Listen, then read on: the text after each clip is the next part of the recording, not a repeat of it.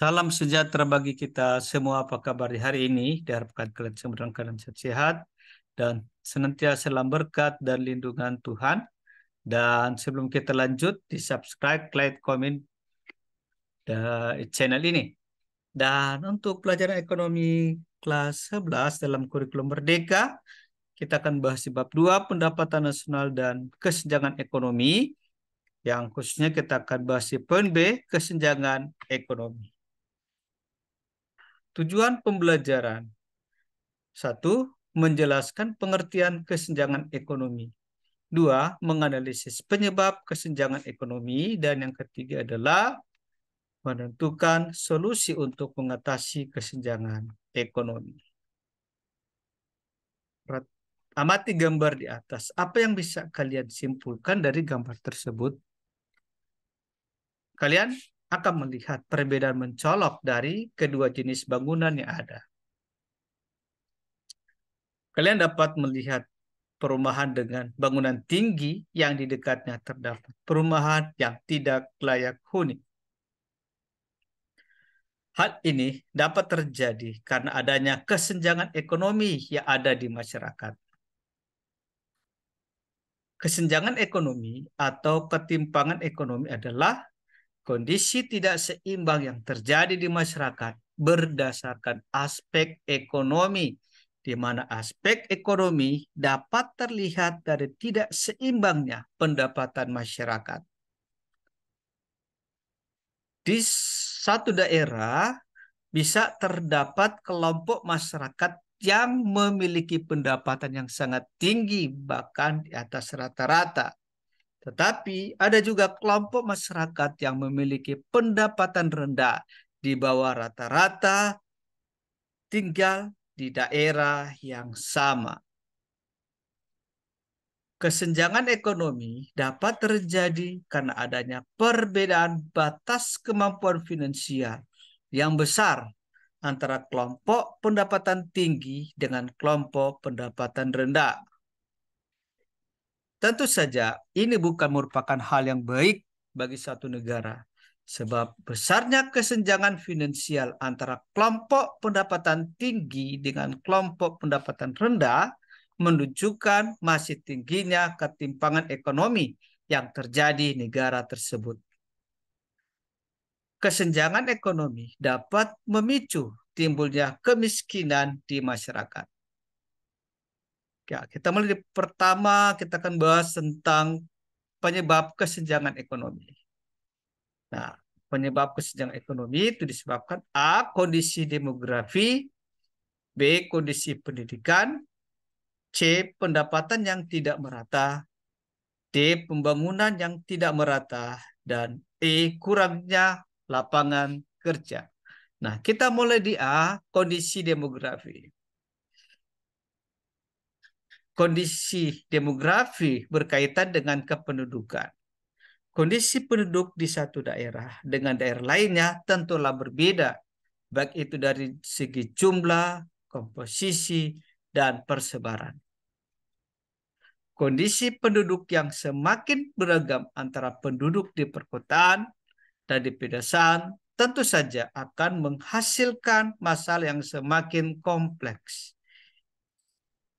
Komposisi penduduk juga sangat menentukan kesenjangan ekonomi. Komposisi penduduk dapat dilihat dari jumlah penduduk yang berada pada usia produksi. Daerah dengan komposisi penduduk yang berada pada usia produktif lebih banyak tentu akan berbeda dengan daerah yang jumlah penduduk produktifnya lebih sedikit. B. Kondisi pendidikan. Pendidikan adalah elevator bagi masyarakat agar dapat meningkatkan kualitas hidupnya. Meski memiliki kurikulum yang sama, tetapi setiap daerah tidak memiliki kualitas yang sama dalam pendidikan. Hal ini disebabkan karena adanya perbedaan fasilitas maupun mutu pendidikan. Perbedaan kondisi pendidikan akan menghasilkan perbedaan kualitas sumber daya manusia. Sumber daya manusia yang berkualitas dapat menjadi salah satu modal dalam menghasilkan standar ekonomi yang tinggi bagi masyarakat.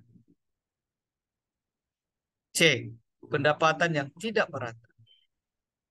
Tingkat pendapatan atau upah di setiap daerah berbeda-beda. Hal ini dapat menyebabkan kesenjangan ekonomi sebab masyarakat di daerah perkotaan atau dari industri akan memiliki kesempatan untuk mendapatkan upah yang lebih tinggi dibandingkan dengan masyarakat di daerah pedesaan. Tingkat pendapatan ini akan berkaitan dengan pemenuhan kebutuhan hidup dari setiap individu.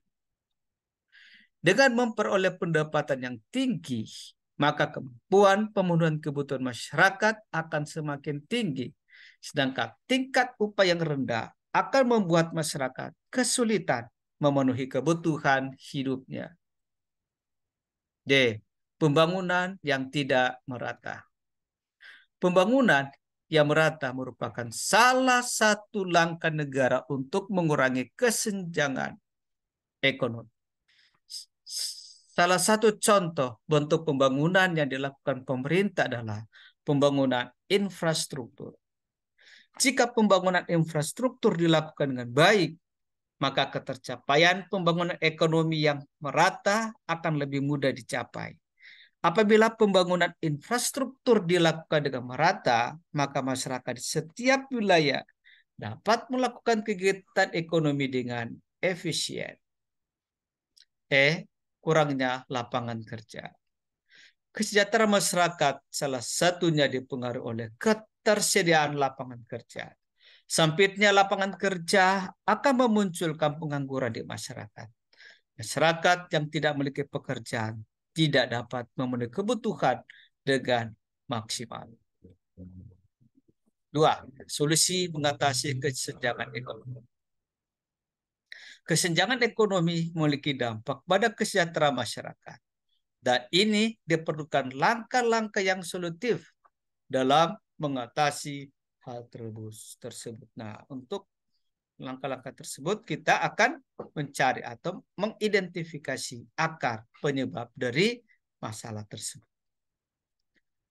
Mengatasi kesenjangan ekonomi bukan hanya menjadi tanggung jawab pemerintah, melainkan tanggung jawab seluruh lapisan masyarakat. Oleh karenanya, dibutuhkan sinergi dan kerjasama antara masyarakat dan pemerintah. Nah, ini ada solusi ya, mengatasi kesenjangan ekonomi. Pendidikan. Pendidikan yang tidak merata. Maka solusi mengatasi kesenjangan ekonomi adalah meningkatkan kualitas pendidikan yang merata. Tidak bisa dipungkiri bahwa pendidikan merupakan salah satu faktor yang penting untuk memperkuat fondasi perekonomian. B. Infrastruktur. Pembangunan infrastruktur dapat mengurangi kesenjangan ekonomi. Tidak dapat dipungkiri adanya infrastruktur yang tidak merata menyebabkan lambatnya pengiriman barang di berbagai daerah sehingga meningkatkan biaya produksi. C. Subsidi. Pemberian subsidi yang tepat sasaran kepada masyarakat dapat menjadi solusi bagi masalah kesenjangan ekonomi. Subsidi dari pemerintah dapat merupakan bantuan secara langsung maupun bantuan dalam bentuk modal, alat kepada masyarakat agar dapat meningkatkan kegiatan ekonominya. Hal tersebut diharapkan dapat mendorong pendapatan di daerah sehingga kesenjangan ekonomi dapat teratasi. Terima kasih, demikianlah materi kita telah selesai. Karena ini bisa bermanfaat bagi kalian semua. Tetap semangat belajar, Tuhan memberkati kita semua.